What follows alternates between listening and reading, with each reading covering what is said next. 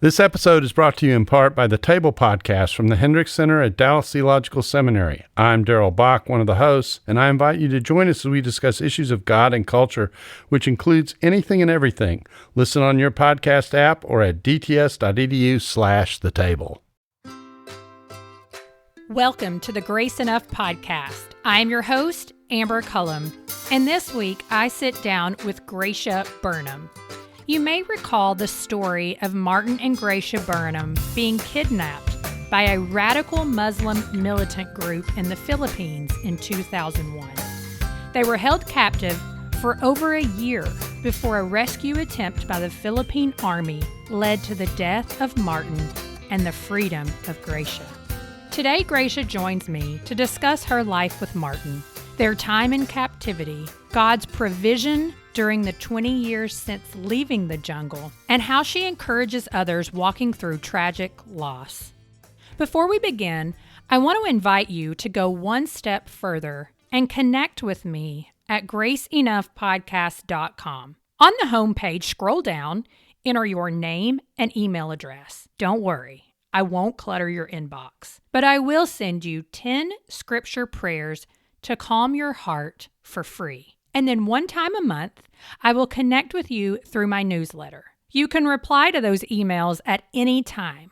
So please go to graceenoughpodcast.com and connect with me there. Okay, friends, let's drop into today's conversation with Gracia Burnham, Hope After Being Held Hostage. Gracia, welcome to the Grace Enough podcast. Thank you for being here.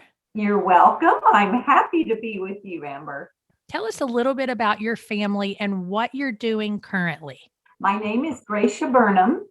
I was raised in a pastor's home. I came to know Jesus at an early age. A big deal at our house was family devotions every night. And I grew up knowing the gospel. And when I got into college age, I went to Calvary Bible College in Kansas City, Missouri, where I met a neat guy, Martin Burnham, and I fell in love with him, and we got married. We had 3 children overseas. We became missionaries, and my children are grown now, so I'm a grandma. And I love it. I have 6 grandchildren, another on the way, and things are good. And so currently, do you still speak really often? I know you've written 2 books, so tell everybody the name of those, as I haven't read the second one, but I've read the first one, and it certainly chronicles the story of you and your husband well. I do. I travel and speak about my books, about our story. The first one is In the Presence of My Enemies, which tells the story of my husband and I being taken hostage overseas. And the second one, To Fly Again, is more of a devotional, life lessons I learned going through that awful year in the jungle. Yeah. So, yeah. Yeah. And so this last year with 2020, I mean, have you done a ton of online activity? I'm sure that was a huge pivot. Yeah, not a ton. I didn't do a ton because I don't know what I'm doing, and I had to let my assistant go because all my speaking fell apart. Yeah. So did my income. So I was suddenly, things were very lean here. Yeah. So didn't have an assistant, which she keeps things going for me. And so really, I had a year of rest. Yeah. I had a Jubilee year, right?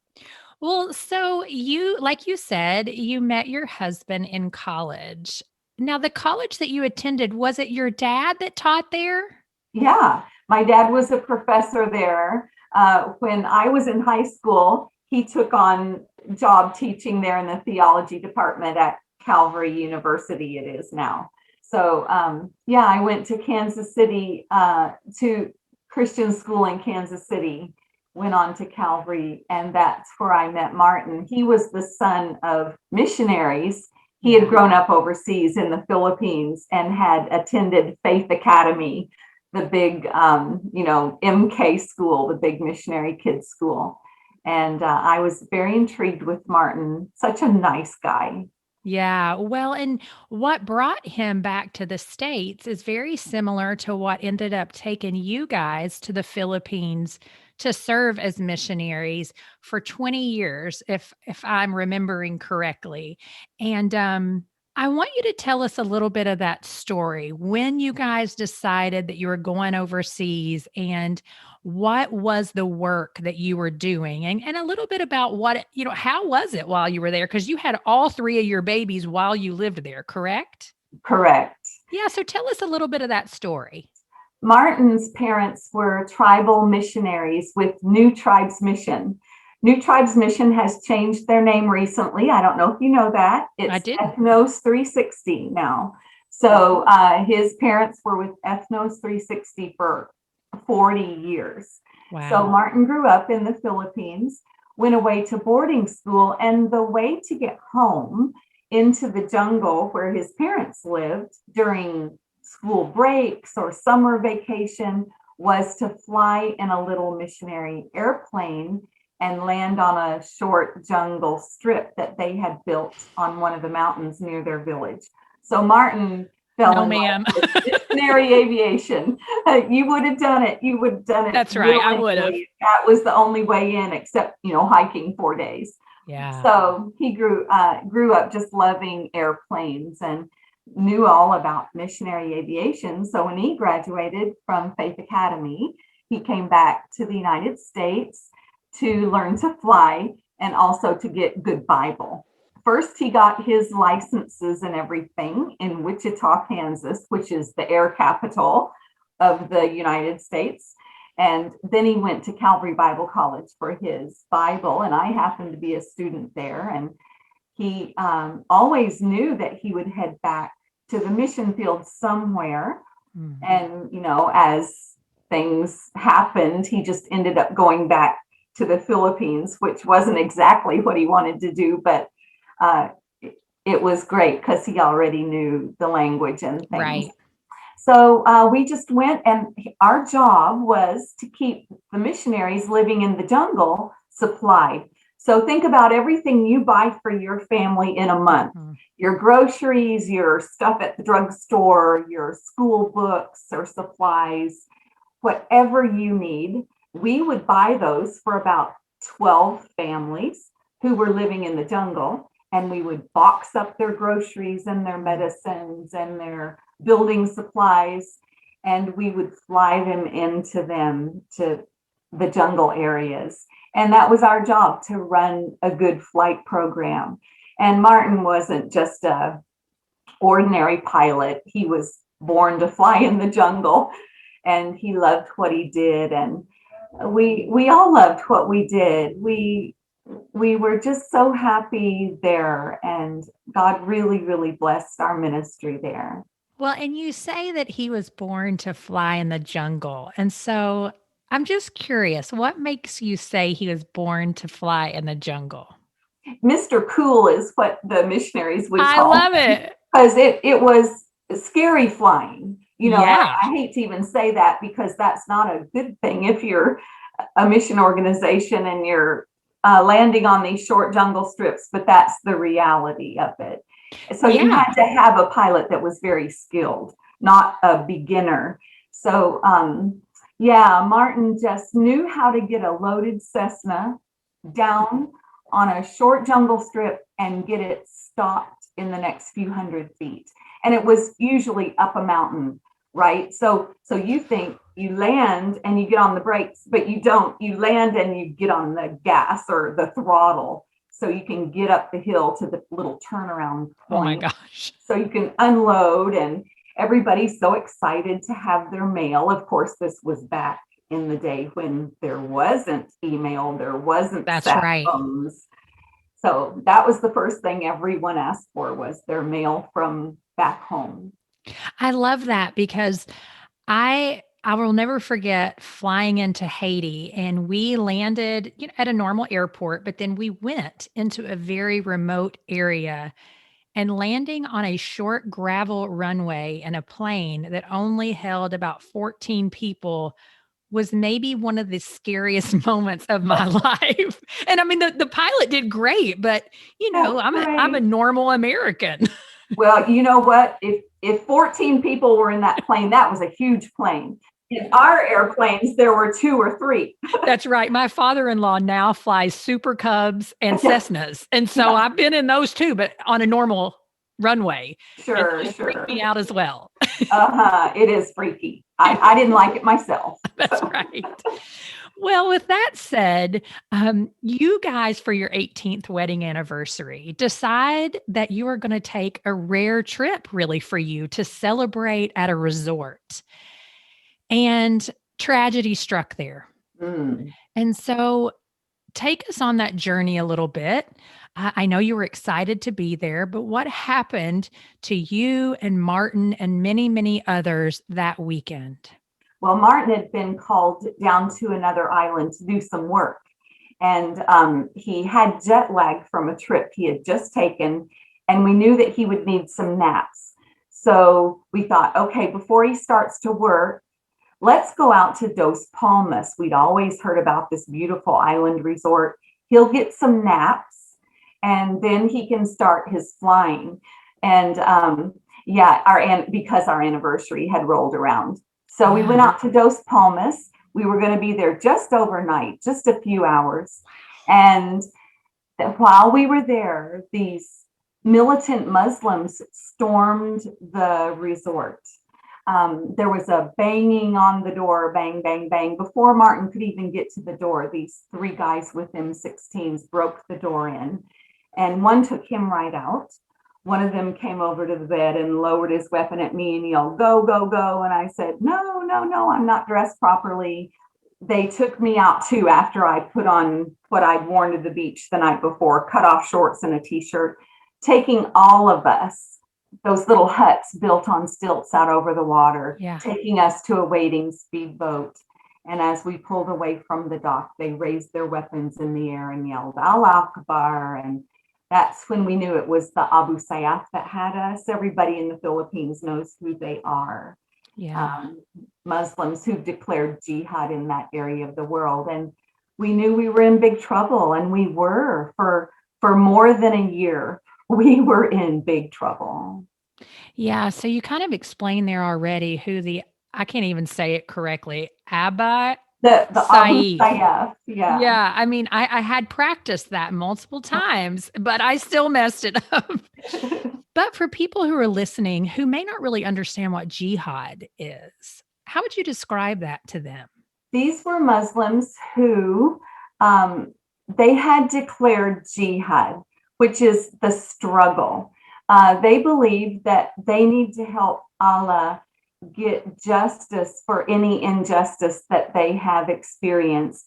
And they go way back in history because Allah is a God of justice, and that's what we're here for, to help him get justice.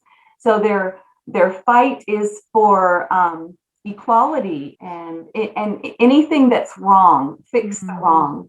So we used to ask them, what's your beef? And they said, well, this all used to be Muslim land and we just want our land back. And Martin said, oh, so what if we could give you this land back? Would your jihad be over? And they said, oh, no, there's injustice everywhere in the Philippines. And Martin said, well, what if we gave you the whole Philippines? Is your jihad over? And they said, oh, no, there's injustice all over Asia. And Martin said, what about Asia? They said, no, our mission is to take Islam to the whole world. So we were just caught in a very old struggle, a very old jihad, and just got swept up in that. But we learned so much about their beliefs and what they were working for. The bottom line is they were trying to earn their way to heaven. They hope at the end of time that their good outweighs their bad. And a lot of these guys were bad guys. And they would say, I don't think our good could ever outweigh our bad. So the only way for them to go to paradise instead of hell is if they die in jihad. because if a Oh, Muslim dies in jihad, they bypass the iffy judgment. There's no weighing the good against the bad. So a lot of these were bad guys, who hadn't been careful about how they acted and what they wore and what they ate, and they didn't pray 5 times a day. And they knew that on Judgment Day, their good was not going to outweigh their bad. So they joined jihad in hopes they would die in jihad, because then they go straight to paradise. okay. Which is the sad part of it. That's the sad part of this whole story, right? Yeah. The sad part isn't that we were held hostage and that Martin lost his life. The sad part is these guys will probably never hear the gospel and will not go to spend eternity with God. That's the tragedy of the whole story. Wow. Yeah. Well, and something that you say about Martin in your book is just how much even they liked him, because he was the kind one. He was the one always that was optimistic and the good attitude. Oh, we're going to be fine. And so I don't know how many details you can share about that, but even if you just think of a story or maybe a way that he was described to share with our listeners. Well, they did like Martin, and right away, like that first day, he started making friends with those guys. We were in the speedboat, of course, going away out over the ocean, and we were being, bounced so heavily in the ocean, and they throttled back for a while just to give us a rest from getting airborne and smacking back down on the bottom of the boat. And they just started looking at the things that they had stolen from the resort, and a lot of them had stolen watches. So Martin started helping them understand how to fix their watches and how to set them. And I heard him say to one guy who spoke some English, oh, look, this watch has 2 time zones. You can set it to Manila time and you can set it to Mecca time. And, right in that moment, he made a friend right there. And anyone that could speak any English loved to spend time with Martin and talk about all sorts of things, dating in America, and even the guys who didn't speak English somehow liked him. One day he spent hours over at this guy's hammock, and he came back and I said, "You were gone a long time. What did you guys talk about?" And Martin said, "I'm not sure, but we sure had a good visit." I mean, it's just such a good perspective. We're laughing and remembering good times, but the reality is you guys were held hostage along with, was it 18 other people, or you were 2 of the 18? There were about 20 of us. You're right. Okay. Yeah. But everyone was let go within a certain number of months, except for the 2 of you and 1 other person. Yeah. Do you understand now why that happened? Like, why were you guys held on to? Every once in a while, someone's ransom would come in. They would let the other hostages have the cell phones or the sat phones, and they would tell their loved ones, "We need you to come up with this much money and put it in this bank account," and then they'll let us go. And that really would happen. Late at night, we would hike, and off in the distance, we would hear a motorbike on a trail, and they would take one of us out, and they would never come back. And then the motorbike would go away. Their ransom had come in. They'd been set free. So at the very beginning, they told Martin and I, "We will deal with you last. You'll be political prisoners." So I guess that truly is what happened. And hindsight's 50-50, 20-20, I don't know what it is. Yes. We probably should have said, "No, you're not going to deal with us last. We want our turn with the sat phone. We're going to call our loved ones and we're going to set up a ransom just like everybody else," right? Oh. But we just, we didn't know what we were doing. When you've never been held hostage, you don't know what you're doing. So we should have pushed back against that. But yeah, we were dealt with last. I'm going to back up just a little bit because how long were you on the ocean in that boat? How long did it take you to get to the next place? Probably about 5 days, 5 days Okay. out on the ocean. Yeah. And something that as I actually listened to the book, I was so struck by it's just things that you hear of, like, at one point you were drinking the melted ice where the fish were stored. Yeah.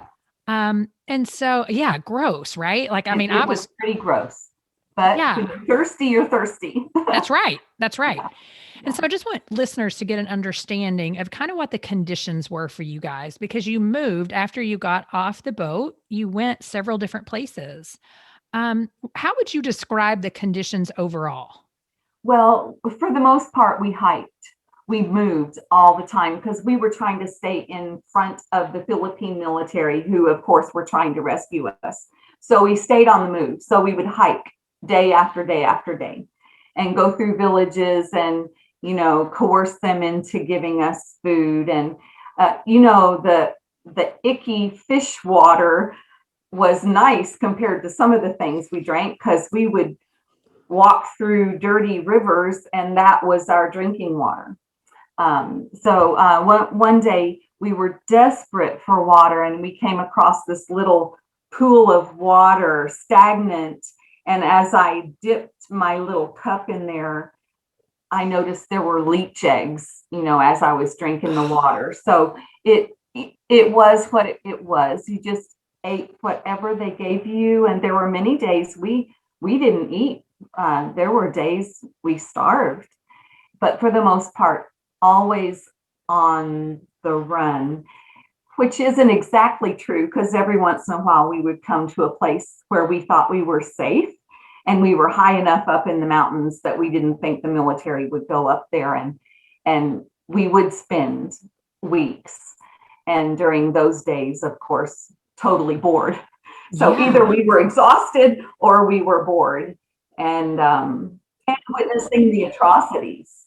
During that time, you didn't really have any purpose. You're just sitting there. Sitting, just waiting for something to happen, which was very hard for a woman, right? Because we want there to be a plan.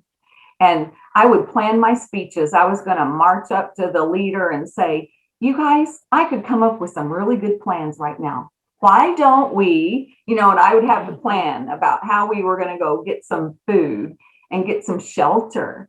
And let's go find a place where we can live in a house instead of sleeping on the jungle floor.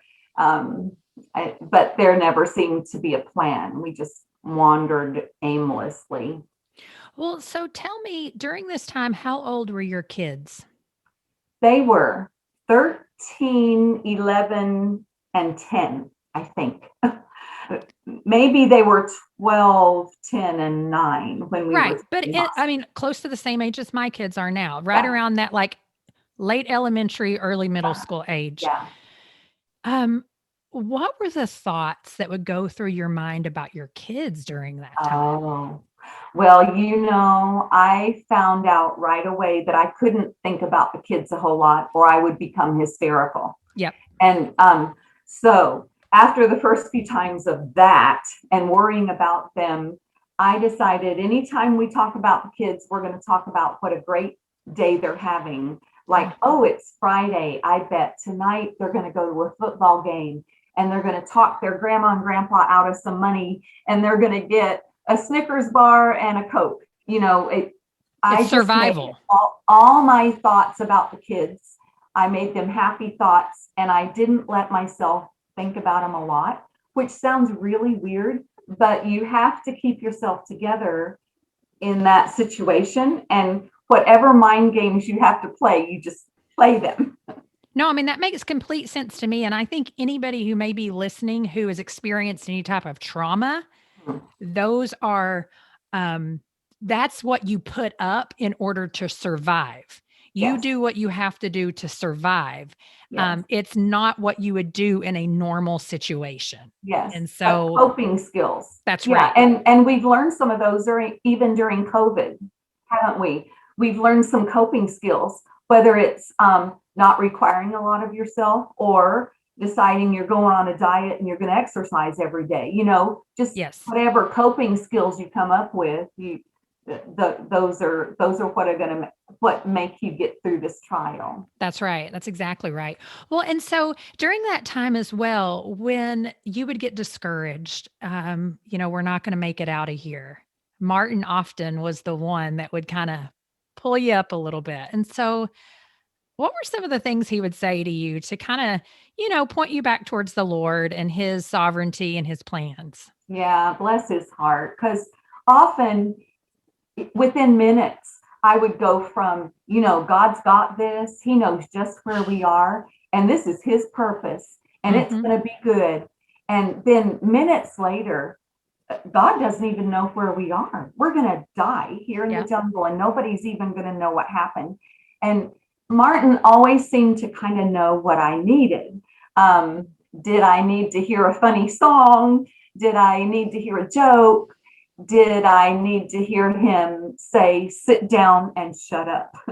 Because often I wouldn't hold my tongue, and yes, and they would chop people's heads off, when they got angry. And one day, Martin's so sweet. I heard him singing to himself as we were hiking up this mountain. And when it was time for a rest, I said, hey, what were you singing back there? Thinking it was some great hymn of the faith, right? And Martin said, come listen to my story about a man named Jed. Poor mountaineer barely kept his family fed. So he was singing a silly song to keep himself encouraged. That's so great. That is so fantastic. Well, and so the time came. It was actually, was it June of 2002? Yeah. Is that correct? Yeah. And so I want to set this up correctly. At this point, 9/11 has happened. Oh, yes. And that plays a big role in your story. Not a big role, but it plays a role. And so what happened after that? What happened after 9/11 that kind of put you guys a little bit more in the forefront of people's minds? Well, I think what happened in the States after 9/11 is our family and our loved ones were able to call their congressman and say, those are the people holding our loved ones. And that's when I think things started. We floated to the surface after that, and people really started praying. We thought 9/11 meant, oh, we're doomed now. The U.S. is never going to talk to these guys. They're going to be so mad at us. The opposite happened. Somehow we started being treated better. I think they saw that at the end of this, we had more value. Somehow it raised our value in the eyes of the Abu Sayyaf, which seems like the opposite would have happened. It does. Yeah. So they started thinking of us as more valuable. Well, they'd get more money, maybe. So how did you guys even find out that 9/11 happened? You know what? 2 guys came into the camp the day before it happened.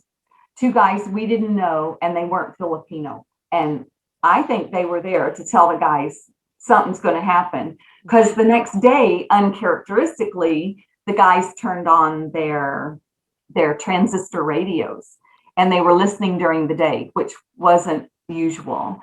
And one of the guys, Suleiman, called Martin over to sit by him so he could listen to the very first news stories about, the planes hitting the Twin Towers. And at that time, they were saying thousands and thousands and thousands had died. And so then those initial news stories, and then they turned off their radios, and we didn't hear a word after that. And that was it. Had that little window into what happened in America.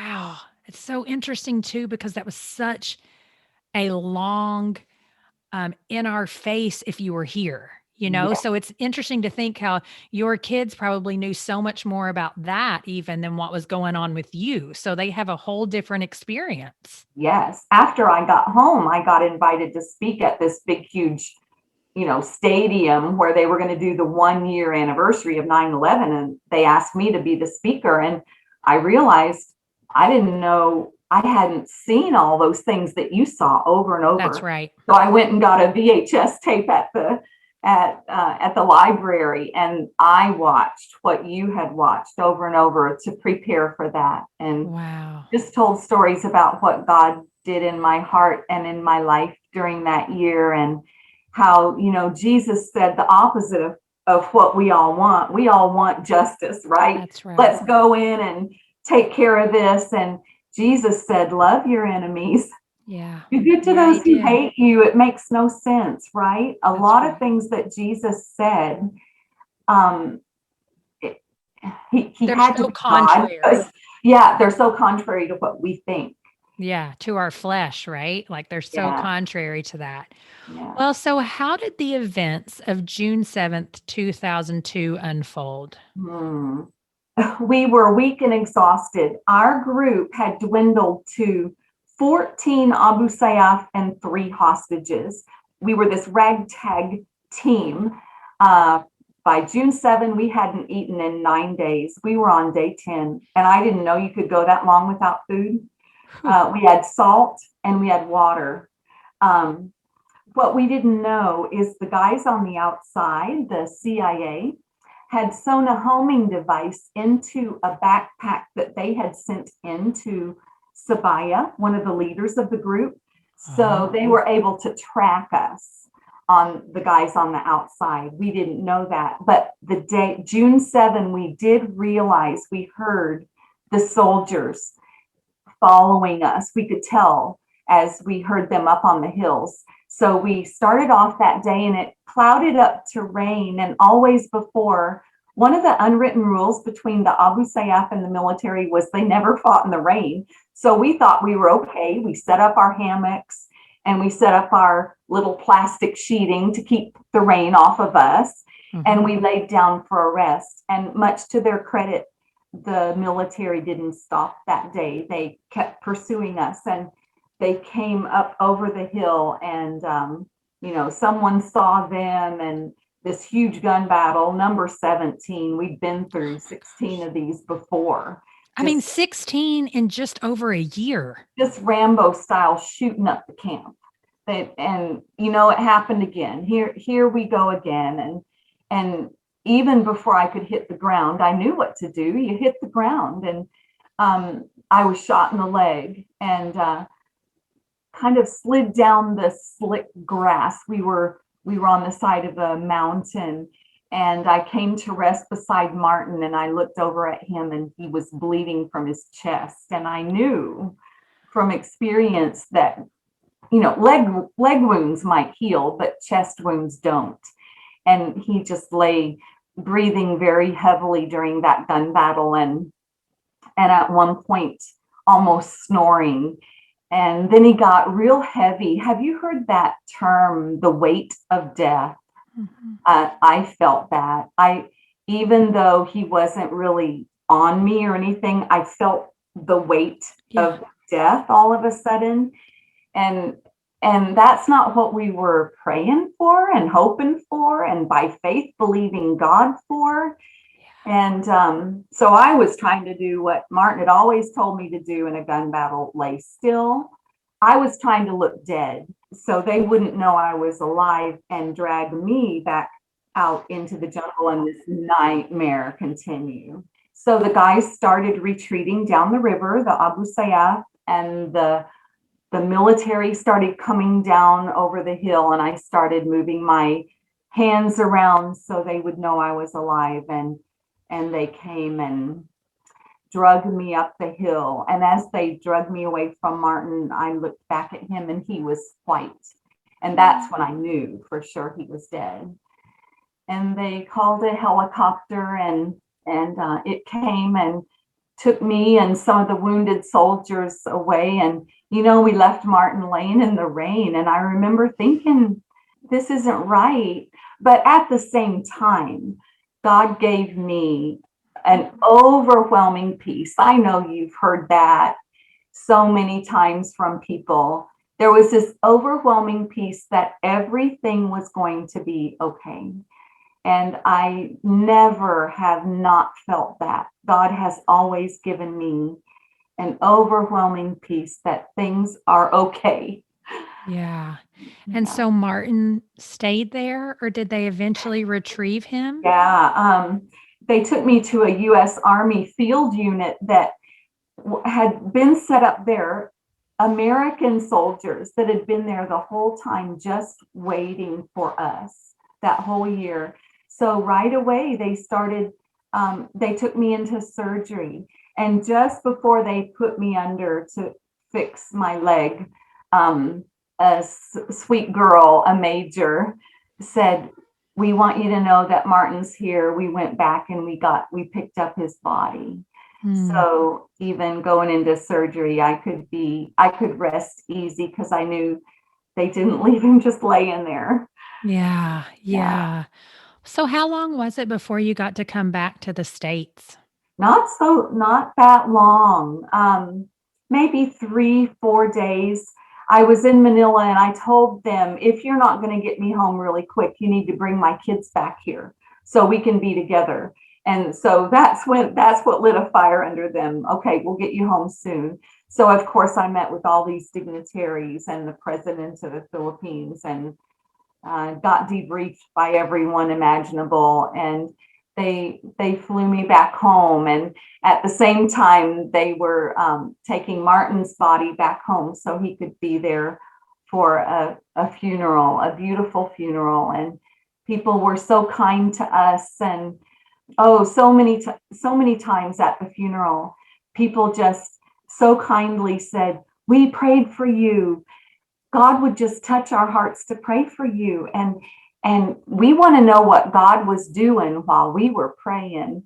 And that's when I sort of got the dream of, maybe there should be a book, right? Maybe I should tell this story so everyone can see what God did while they were praying. Yeah. Yeah, well, and did hearing that from them help you think, "Okay, God, when I didn't think you were working, you were?" Hmm. I could not believe the notes and the kindness shown to me and my family. Mm. I was staying with Martin's mom and dad, who had been taking care of the children. As soon as we were Okay. taken hostage, they had sent the children back to the United States to live with Martin's parents, who were tribal missionaries, but they happened to be home on furlough in Kansas. So they just took care of the kids. And in Paul and Arita's big laundry room, those big tubs that you see at the post office Yeah. full of letters, those were stacked on top of each other Wow. to the ceiling in their laundry Wow. room everywhere. There was tens of thousands of Wow. just sympathy cards and even money in those, which Wow. led to starting a foundation because Yeah. more money than I'd ever seen before, and I didn't think it was for me. And someone very wise said, start a foundation, stick the money in there and give to whatever you want. And Wow. God just went before us every step of the way, and just the kindness of the body of Christ. It was amazing. It was amazing to see. Well, and with that said, the reality is that grief comes in waves. And, I wonder if once you were home, what was grieving like? As now you're back to being mom of three pretty young children who really have no idea exactly what's happened in your life. Yeah. And you underwent a lot of trauma.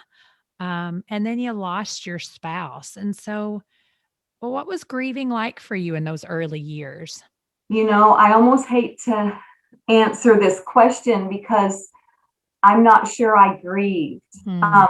I grieved in the jungle. Somehow I knew that life was never going to be the same for us again.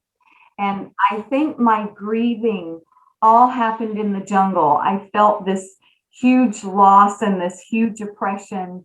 And then when it was over, I just felt lots of joy.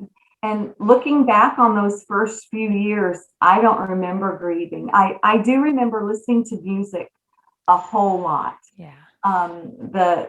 The group Selah.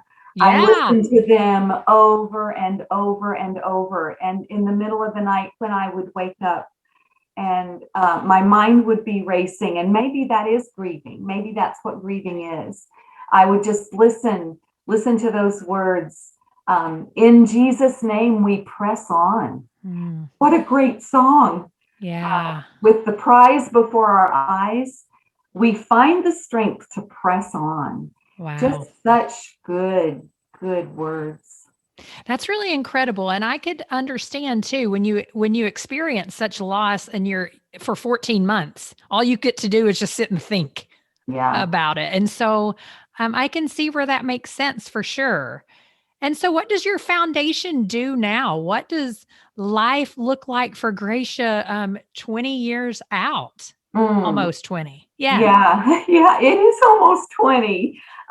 Well, the foundation's not a big part of my life. It's just something that kind of was forced on me. But but we've given more than $1 million. Wow. And people just send me money. And it goes to things like missionary aviation, of course, and tribal ministry, which is what Ethnos 360 is all about, and the persecuted church, because now I know what that feels like, and Muslim ministries. So we just give to those things. And yesterday, we actually had a board meeting. When our pot gets full enough, we just give it all away. And the board are good friends of Martin's, businessmen here in this area who knew him well and knew his heart. So it's not a big deal of what big part of what I am, but one of those little parts. And just traveling and speaking and doing a podcast here and there, and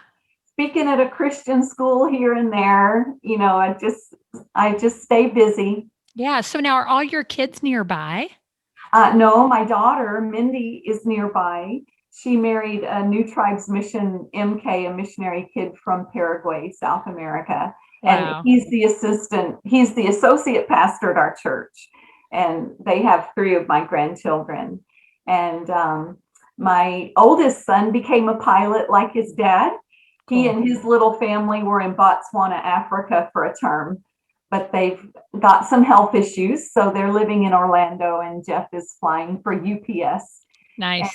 And Zach, my youngest, is in Kansas City, and during COVID, he got married. They had a little COVID wedding, a tiny little, in his living room, because they could see their wedding not happening because all the rules changed. And so they had a beautiful God-honoring wedding in his living room, and they're so happy to be married. So everyone's married and doing fine and loves the Lord, and such a God gift. keeps gracing us. Yeah.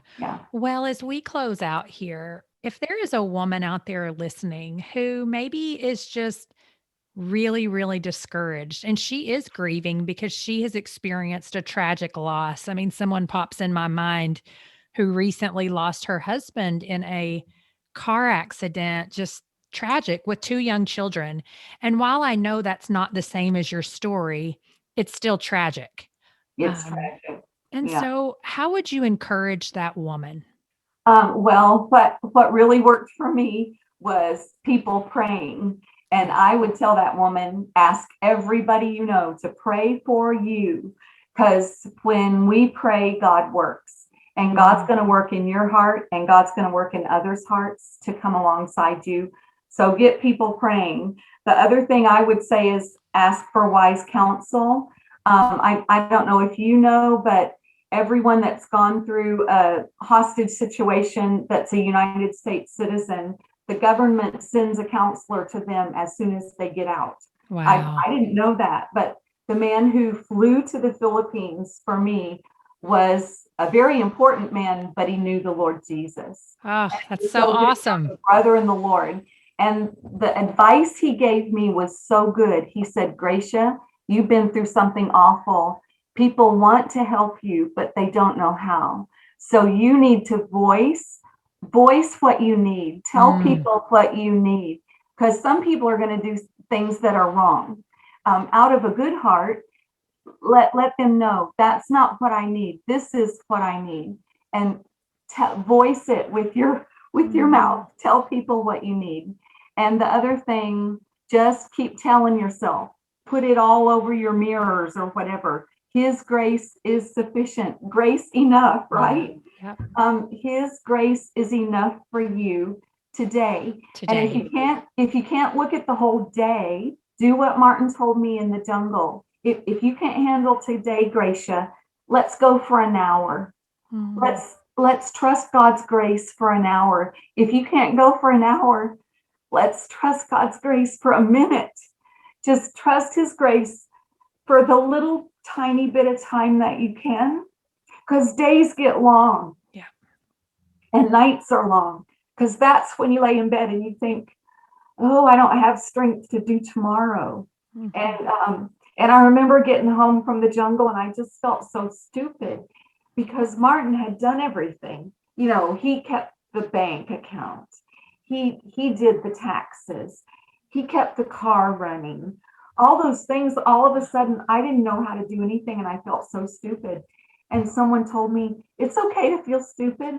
Everybody does. Everybody feels that way. Ask for help. Yeah. and just go an hour, just go a day. Just his grace is sufficient. Oh, Gracia, that is it's a good word even for my heart, right? Yeah. Yeah. Yeah. We're all the same. We're all the same. We are. Yeah. Thank you so much. I want to make sure people know where to find you. Gracia Burnham, is it .com or .org? I always mess up. .org, GraciaBurnham.org, and it's not hard to find me.